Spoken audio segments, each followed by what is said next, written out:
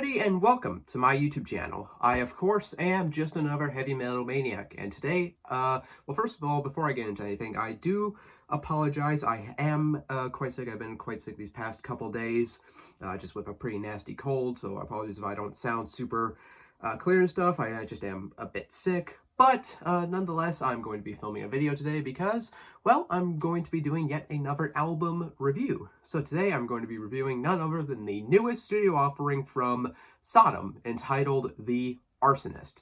So this album released today, actually, on the day I'm recording this, which is the 27th of June, 2025.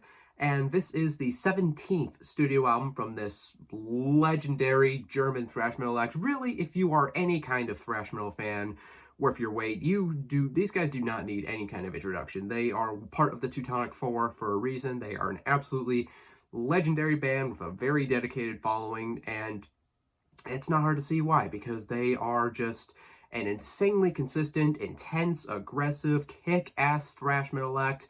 And personally, they are one of my all-time favorite bands, not just in thrash, but in heavy metal in general, and just music in general. Yeah, I absolutely love this band. So when this album was announced, I was super stoked for it. I really was quite excited, and I'm quite excited to go over this album.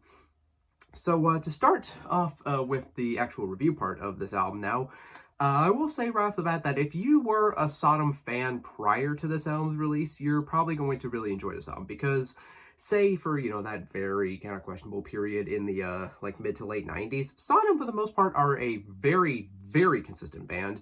And they really kind of don't really deviate too much from their kind of I guess I don't want to say standard formula, because I feel like that makes it sound a bit negative.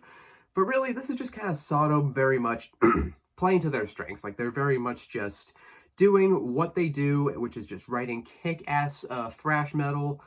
This album also comes out after the band announced that they would be kind of doing a hiatus from touring, so it kind of seems like Sodom's future is a little bit up in the air at this point. It says they're going to still be active, but I don't know if this is like going to be like their last album, or if exactly what is going on with them. But yeah, they are going into hiatus, so I think that also kind of amped up the anticipation for this album a little bit. Again, sorry, I'm sick. But yeah, this album is again, for me, if you are a Sodom fan, but prior to this album, you're going to enjoy this album. There are some absolutely kick-ass songs on this album. Some standout ones for me would definitely be well, I guess, not the opening track, but the track after you get past the 1-minute intro, Battle of Harvest Moon. That song is absolutely ripping. That perfect, like, pace setter for the whole album. Like, it just comes out thrashing and just, you know, super intense. And you know, Sodom, obviously, again, they have a very distinct style. Like, they're very aggressive, very intense style of thrash metal, very much in the vein of bands like Creator, you know, Slayer, etc., etc. And that song, again, to me, it's the perfect pace setter for this album, and because it just, again, pretty much touches on everything Sodom does well. Some other songs that definitely stood out to me were the songs Witch Hunter, which I thought was a really cool song. Gun Without Groom, I thought was a pretty cool song. Obliteration of the Ions, or Aeons, however you want to say that word. I think that song is absolutely kick-ass too. Yeah, all these songs, for the most part, I think are pretty damn good. I will say maybe one minor complaint, and this is frankly a complaint I have with a lot of like modern metal releases, is that I feel like there are a few too many tracks on this album. Like, they probably could have cut out at least a couple, because there are 13 tracks on this album. Well, 12 actual songs if you don't count the intro, because again, that's just like a 1-minute little atmospheric bit. So yeah, there are 12 tracks on this album. You probably could knock down at least 2 of them, maybe, and this album would have been maybe slightly better. But overall, you know, 48 minutes, so a bit on the lengthy side, especially for thrash, but really nothing too, you know, too hard to digest. And again, all the songs I mentioned are absolutely killer. Production on this album is kind of that more modern thrash metal production. The guitars have a very nice, you know, crunchy, thrashy kind of bite to them. The drums are very tight and punchy. The bass has kind of this very nice tone. Everything, I think, is mixed pretty well evenly. There's like, again, I just think the mix is pretty solid. Like, the vocals aren't overpowering or anything. And speaking of the vocals, Tom Angel Ripper, that dude's just a, you know, again, iconic vocalist. He has such a very iconic delivery. And yeah, his vocal on his own, he sounds absolutely vicious and venomous. Like, honestly, he sounds like just as aggressive and pissed off as he did back in like the 80s. Like, his voice really has not aged that much, and which good on him, because it's always great to see, vocalists who take care of themselves and stuff. And yeah, I think his vocals have aged pretty damn well, and he sounds absolutely killer on this album. And yeah, overall, again, the production of this album I think is good. Everything is mixed really nicely. And again, Sodom don't really try anything new on this album. They don't really try to experiment a whole lot, which then again, they don't really need to. Sodom, again, they are a grossly consistent band, and they've been putting out just great albums for a very, very long time.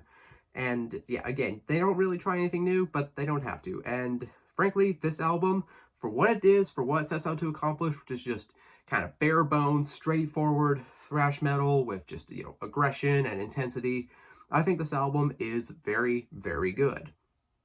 Would it be, what I have previously ranked Sodom on this channel. If I were to re-rank them with this album, would it be like super high up on my list? Probably not. I think that this is kind of more middle of the road in terms of their discography, but overall, I do really, really enjoy this album. And again, if you are a fan of Sodom, then you are probably also going to enjoy this album as well. If you have somehow not heard Sodom, if you've managed to avoid them in your thrash metal listening journey, which I don't know how you would do that, but if you have, but you are a fan of, again, Creator, Slayer, if you are a fan of, I would say, so maybe stuff like Dark Angel a little bit, not as like technical as Dark Angel, but definitely just kind of that heavier kind of thrash metal vibe. If you are into any of those bands, check this out. This will probably tickle your fancy. This is, again, just heavy, straightforward, no nonsense thrash metal, here to fuck you up and here to just, riff and groove. And yeah, overall, I think this is a pretty damn killer album. Again, it's probably a bit more middle of the road when it comes to Sodom's discography, but in terms of thrash metal releases for this year, I feel like this is definitely one of the highlights. If I had to give it a rating, I'd probably give it a solid 3.75 or 3.5 out of out of 5. I think this is, again, a bit middle of the road when it comes to Sodom, but a killer album nonetheless. I give this a big old recommendation. And, well, that concludes my review for Sodom's new album, The Arsonist. I'm so glad my voice was able to survive this review. But, yeah, killer album. And, yeah, if you made it to the end of this video, you are absolutely awesome. And I appreciate you so very much.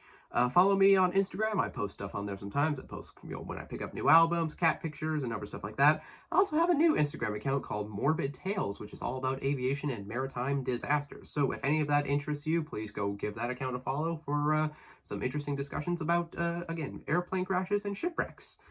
And, well, yeah, if that's really not much else to say. I'm just another heavy metal maniac. I'll see you all sometime in the future. In the meantime, all of you take care and have a great day.